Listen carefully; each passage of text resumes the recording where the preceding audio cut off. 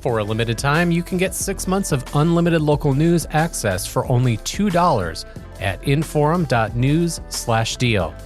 We're honoring World Press Freedom Day, and along with this deal, we're giving you free access to our news website for 24 hours on May 3rd, so you can experience the critical role local news plays in keeping you informed. If you'd like to stay connected to your community with unlimited access every day, subscribe now to get 6 months of local news for only $2. Visit inforum.news/deal now before this deal ends on May 5th. That's inforum.news/deal. You're listening to The Vault. I'm Trisha Taurinskas, and today's episode comes from a story out of the Rochester Post-Bulletin by reporter Mark Wassam.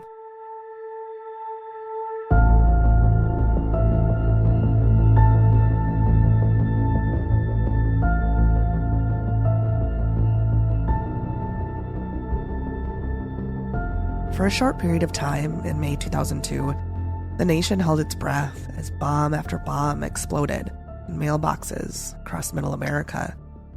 In less than a week, 18 pipe bombs packed with lead shot and nails were either found or detonated in Illinois, Iowa, Nebraska, Colorado, and Texas.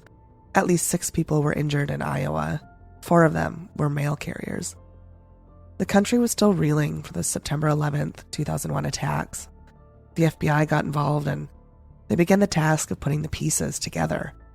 This time, the war on terror would lead investigators not to foreign lands, but to Minnesota and neighboring Wisconsin.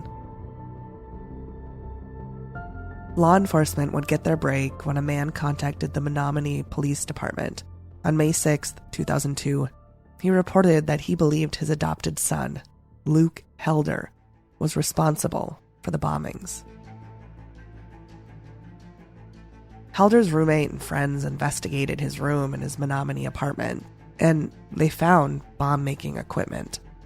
Family and friends also read several writings by Helder. They detailed his anger toward the government. The FBI issued an alert for the college student after his father called authorities. Helder was a Pine Island, Wisconsin resident, a college student, musician, and, at that time, an alleged domestic terrorist. He was arrested on May 7th, 2002, following a 40-mile high-speed chase that ended about 20 miles from Reno, Nevada. Police recovered several pipe bombs from his vehicle, along with a shotgun that he was holding to his head when he stopped for police. He dropped the gun after talking to FBI negotiators.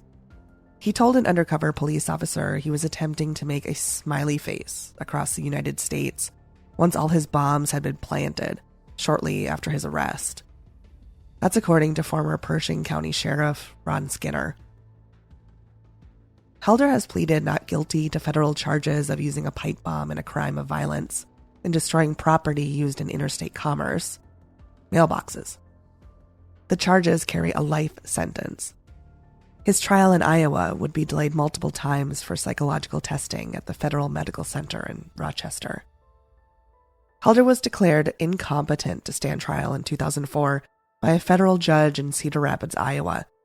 He's remained at the Rochester FMC ever since. He was later diagnosed with schizoaffective disorder. If, at some point, Helder is declared competent, the federal charges remain and could be reinstated. Helder was attending the University of Wisconsin Stout. He fronted a rock band based out of Rochester, Minnesota called Apathy.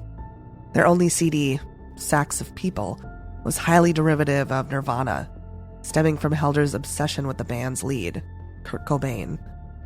Interest in the band's CDs spiked following Helder's arrest, though Kevin Adams, owner of the now defunct Broadway Records, told the Rochester Post-Bulletin in May 2002 that he had to give the band's CDs away a month before the bombing started because they just weren't selling.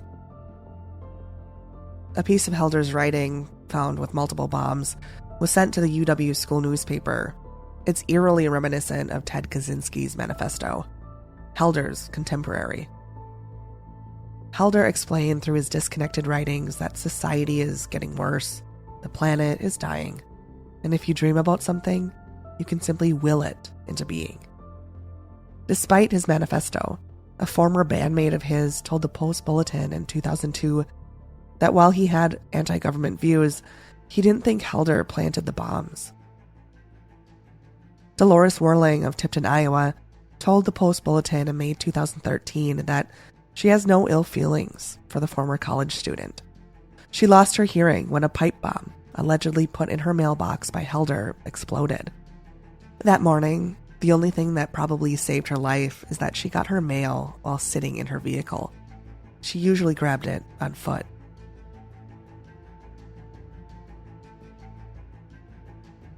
To read the full print version of the story and see photos, head to inforum.com/thevault.